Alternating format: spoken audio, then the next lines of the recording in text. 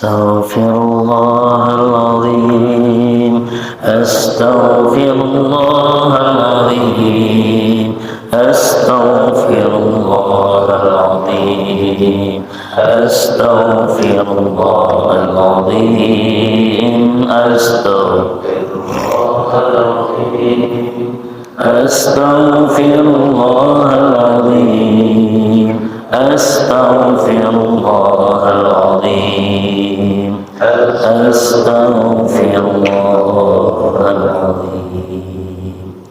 Assalamualaikum warahmatullahi wabarakatuh. Subhanallah, alhamdulillah, wa la ilaha illallah, wallahu akbar. Subhanallah bihamdi. Subhanallahil azim, adada khalqi wa ridha nafsi wa zinata arshi wa midada kalimati. Asyhadu an la ilaha illallah wahdahu la syarika lah wa asyhadu anna Muhammadan abduhu wa rasuluhu la nabiyya ba'dah. Allahumma salli wa sallim wa karrim wa azim wa barik ala sayyidina Muhammadin ibni Abdillah wa ala alihi wa sahbihi wa man tabi'ahum bi ihsanin ila yaumil qiyamah. Amma ba'd, wa ba'da tahiyyah, rabbi a'udzu bika min hamazati syayatin wa a'udzu bika rabbi an yahdurun. Subhanaka la ilma lana illa ma 'allamtana innaka antal alimul hakim. La haula wa la quwwata illa billahil aliyyil azim. Alhamdulillah, bersyukur kepada Allah di kesempatan subuh hari ini kembali Allah hadirkan kita. Allah bersamakan kita untuk kita semua menikmati hidayah Allah. Duduk di majlis yang insya Allah majlis ini tercatat sebagai majlis taman surganya Allah Subhanahu wa Ta'ala. Semoga kenikmatan duduk dalam majlis taman surganya ini menjadi asbab Allah ridha mengampuni semua dosa-dosa kita.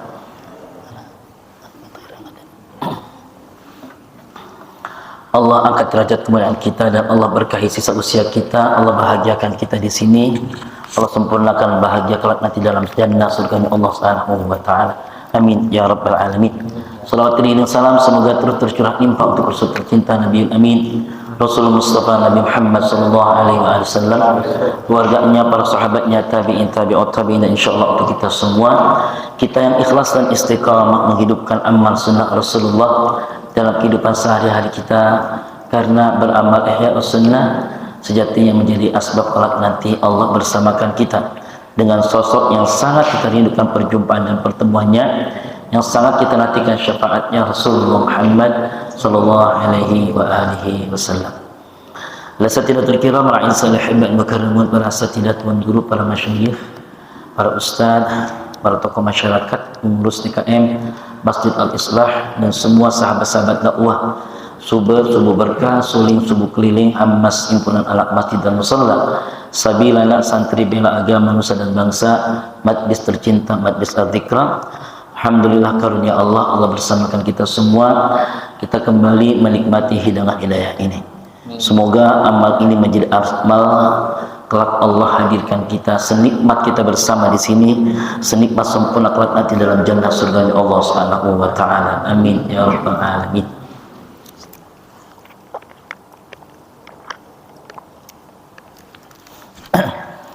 Kepulangan umroh agak sedikit bermasalah di pita suara saya. Doakan mudah-mudahan senantiasa Allah sehatkan kami, sehat walafiat, karena mungkin juga izin Sabtu depan tidak bisa bersamai karena kami harus kembali berangkat menunaikan ibadah umrah. Ikhwatul iman rahmati Allah Subhanahu wa Ta'ala, kita akan masuk pada pembahasan kita dalam rujukan kitab yang menjadi maraji' di setiap kegiatan suling Subar Hamas Sabilan Al-Dzikra, yaitu kitab yang ditulis oleh Syekh Muhammad Syihabun Ahmad Ibnu Hajar Asqalani, syarahnya oleh Syekh Muhammad Umar Al-Jawi Al-Bantani atau Syekh Nawawi Al-Bantani. Kitab yang menjadi banyak rujukan di kitab-kitab besar, terutama dalam menggali hasanah-hasanah tentang tradisi keislaman yang sangat syarat ilmu dan hikmah. Dalam kitab ini tidak hanya kutipan Al-Quran atau juga hadis Nabi, bahkan juga qaul sahabat atau qaul tabi'in, ulama-ulama besar zaman dalam salafus salih. Berikutnya kita sudah masuk pada wal maqalatur rabi'atul 20, makalah yang ke-24. An Muhammad ibn Ahmad rahimahullah fi qawli azza wa jalla. Dari Muhammad ibn Ahmad, semoga Allah merahmatinya, bagian dari tabi'in. Fi qawli Allah azza wa jalla, dalam hal beliau menafsirkan firman Allah azza wa jalla dalam surat Al-Imran ayat 39. Wa sayyidaw wa hasura man ismuhu bi Yahya an yubashshirka bi ghulam, ya, bi Yahya. Beliau adalah sayyidaw wa hasura, la yarghabu fi nisa la li'ajli bal liman syahwat faqat wa nabiyyi minas salihin. Qala ay asy Muhammad dzakara Allah Yahya wa sayyidaw wa hasura wa huwa 'abduh li'annahu kana ghaliban ala arba'ati asya' ala al-hawa wa ala iblis wa ala al-lisan wa ala al-ghadab. Dalam hal menafsirkan surah Al-Imran ayat 39 merujuk pada riwayat Muhammad ibn Ahmad, kalimat sayyidaw wa hasura wa nabiyya minas salihin ini menjadikan bahwa seorang Yahya bin Zakaria, nabi yang Allah sendiri berucap salam hatta sebelum lahirnya, ketika hidupnya, bahkan ketika nanti dibangkitkan oleh Allah azza wa jalla. Wassalamun alaihi yawma wulida wa yawma yamutu wa yawma yub'atsu hayya musaddiqan bi kalimatin, ya. Ada dalam petikan ayat bahwa Yahya adalah yang kelak nanti membenarkan kalimat Allah, sebuah bahasa basyirah bahwa Yahya ini nanti akan berjumpa dengan Nabi Isa. Dan memang bagian dari kesepupuan cucu dengan Nabi Isa alaihissalam, di mana Isa ini adalah seorang nabi yang bikalimatin, ya, dia adalah kalimat Allah azza wa jalla yang lahir dalam proses yang tidak biasa, sehingga harus ada pembenaran. Nah, harus dihadirkan sosok Yahya. Ada fragmen cerita dalam beberapa riwayat bagaimana Isa dan Yahya ini pernah berjumpa. Keduanya saling mengagulkan, saling memberikan bahasa tahniah antar keduanya. Maka itulah kemudian pembenaran atas ayat-ayat Al-Quran selalu berkelindan dan dia akan selalu menemukan relasinya. Ketika itu bahwa Yahya memintakan doa kepada Isa alaihissalam, maka kata Isa, engkau pantas untuk memimpin doa ketimbang saya, karena Allah memberikan salam kepadamu sebelum kamu lahir, bahkan ketika hidupmu dalam salamnya Allah azza wa jalla, ketika nanti dibangkitkan engkau mendapatkan salam dari Allah azza wa jalla. Salam yang diucapkan oleh Isa alaihissalam ini ternyata kemudian bagian integral Al-Quran surah Maryam. Ini pula yang kemudian menjadi landscape cerita.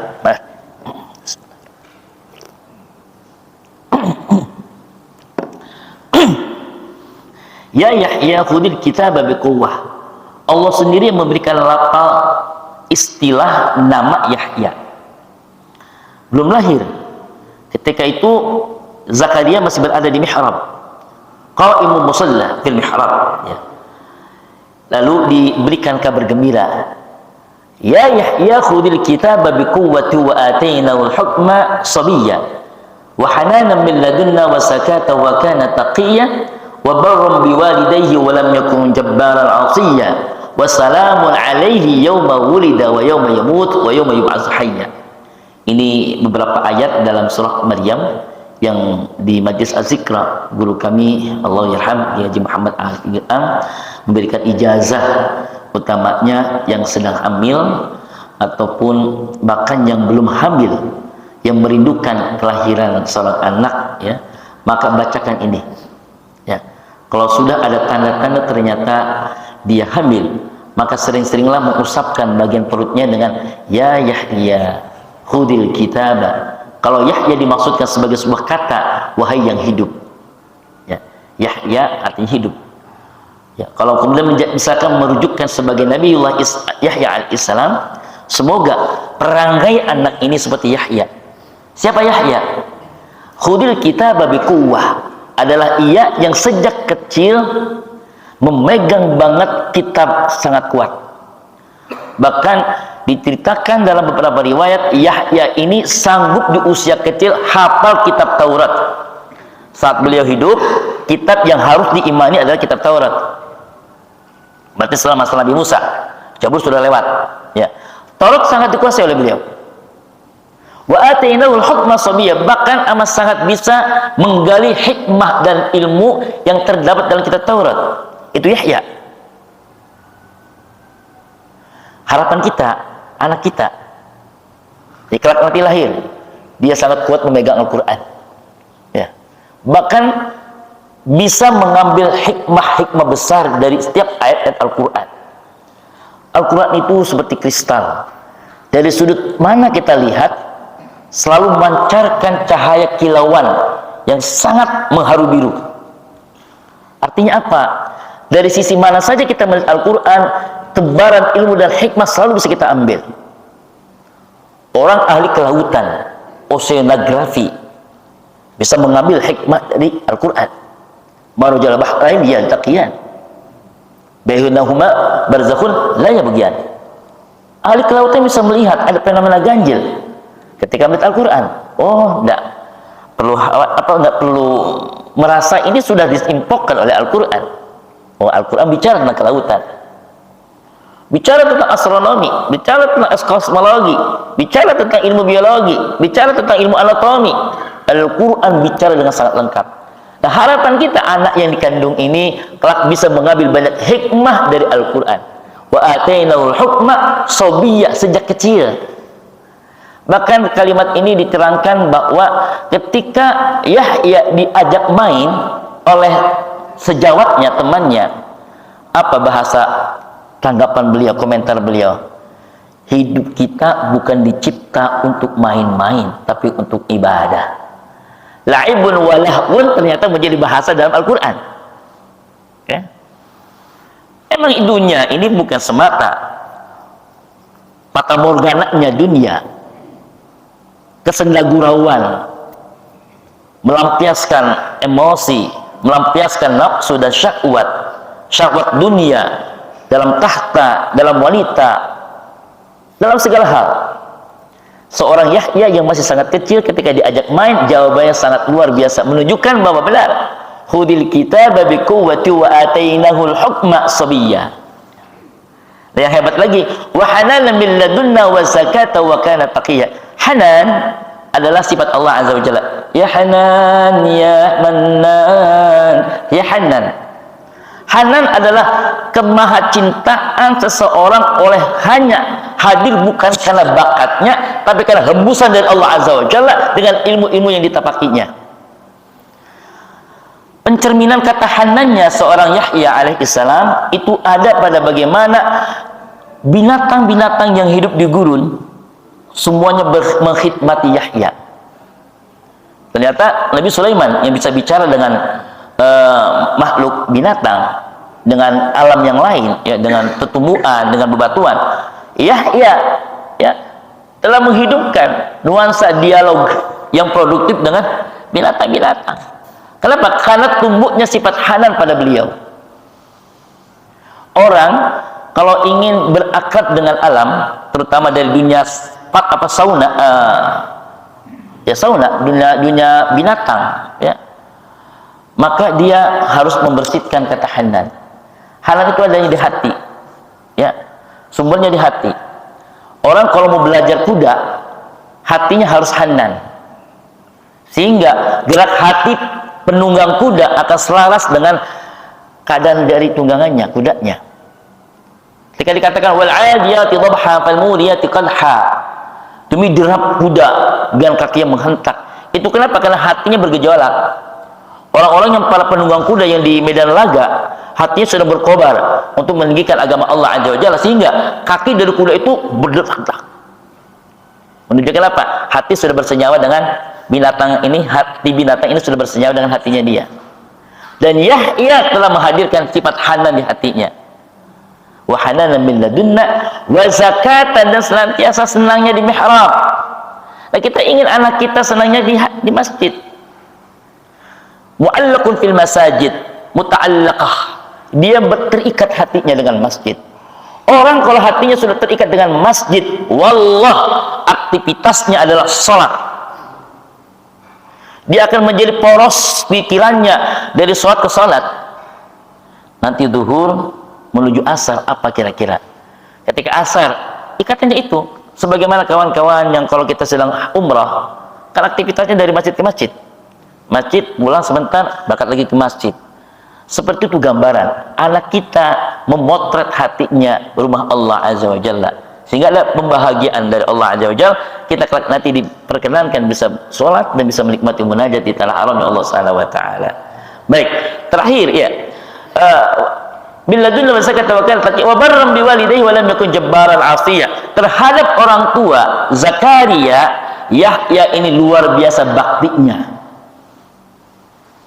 Karena telah terbayang usia sudah mencapai 90 tahun lebih, merindukan kelahiran, merindukan seorang anak, sepertinya sudah ponis mandul pada istrinya sudah lekat, tapi semangat untuk harapan, menjaga harapan akan dihadirkan seorang keturunan begitu menggelora. Tidak mungkinlah ya seorang anak yang paham dengan kondisi orang tuanya sudah sepuh kecuali pasti ingin membahagiakan.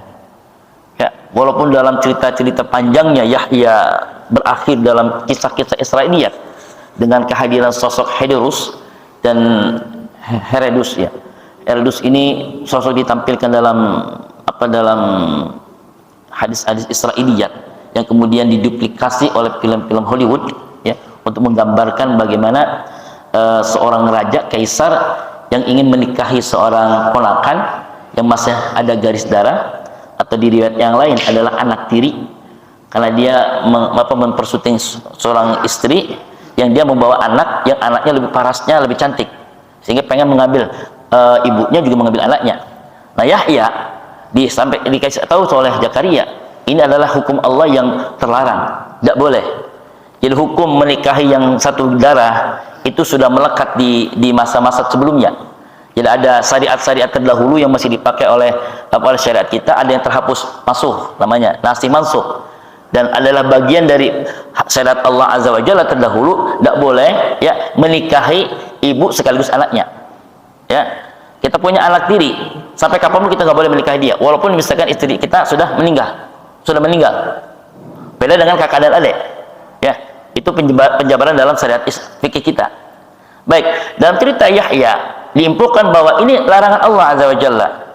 Sampai akhirnya cerita Israel itu mengatakan bahwa saking kencengnya dakwah Yahya untuk memprotes pernikahan kaisar raja Herodus itu, akhirnya si perempuan yang akan dinikahi ini sebenarnya terkesima dengan Yahya, saking gagahnya, gantengnya, segala macamnya, bikin alibi dan minta tolong, dia yang menghalang-halangi engkau untuk menikahi saya minta kepalanya, dipenggal. Tapi ini cerita yang kemudian digugurkan, karena bagaimanapun wassalamun alaihi yauma wulida wa yauma yamut. Tapi Yahya adalah yang ketika wafatnya pun selamat di sisi Allah Subhanahu wa taala. Ini dalam hazanah tafsir berbeda, tafsir adalah hal yang biasa ya, bukan menjadi bagian dari tauhid, sehingga hal yang lumrah saja. Baik, kata iman yang kepada Allah Subhanahu wa taala, kaitan dengan yang kita baca di sini, kita akan tahan sebentar 15 menit dari si waktu isyraq. Dikatakannya sayyidah wa hasura, sayyidan fil ilmi, dia unggul dalam ilmu dan akhlak, wa hasura karena sangat terjaganya marwah izzah dari orang tuanya. Hasura menjadikannya seorang Yahya seperti itu, keterangan dalam kitab ini adalah karena la yarghu fin nisa ghaliban ala arba'ati asya. Beliau orang yang mampu bisa menaklukkan hawa nafsu. Kemudian yang kedua, wa ala iblis, dan iblis. Kekuatan kita yang mengganggu kita di jalur istiqamah adalah hawa nafsu dan iblis. Yahya mampu menghempaskan gangguan yang datang dari iblis. Dan kalau sudah iblis turun tangan dan dia adalah sebagai dedengkotnya ya, leluhurnya para syaitan, iblis ya, aba wastakbara wa kana minal kafirin, adalah iblis sebagai dedengkotnya orang-orang kafir. Syaitan dan seluruh perangkat para alikdoknya itu semua adalah iblis ya. Dan Yahya bisa mengalahkan iblis ketika dia datang, saking sangat kuatnya ibadah Yahya saya tahu engkau iblis. Yahya nggak bisa diganggu oleh iblis. Yang ketiga, wa 'alal lisan, maaf, lisannya tidak mau berucap kecuali yang penting-penting. Lisannya tidak mau berucap kecuali yang penting mengandung ilmu dan hikmah dan ada mengandung ibadahnya. Kalau tidak ditemukan, diam. Makanya itulah ketika Rasulullah menyampaikan dalam risalah dakwahnya, ya, man kana yu'minu billahi wal yawmil akhir falyakul khairan aw liyasmut. Siapa yang mengimani Allah dan hari akhir, katakan yang baik, kalau tidak, diam. Lisan pintu bagaimana komunikasi itu terjalin. Baik tidak baiknya sangat terjaga lisan dari kita. Terakhir adalah wa'alal ghadab, marah. Orang kalau sudah marah, gampang marah, mudah tersinggung, sering ilpil, sering betean, wallah, penguasaan dirinya akan sangat tidak terkontrol. Akhirnya kemarahan memuncak. Kalau sudah marah, la taqdab walaka jannah. Bagaimana kita bisa menikmati surga di dunia sementara kita terlalu gampang melampiaskan amarah? Menahan amarah, pintu kita bahagia di sini dan di sana, insya Allah. Baik, kita langsung dengarkan nasihat hikmah dari guru kita Kiai Syarifuddin. Kepada beliau disilakan.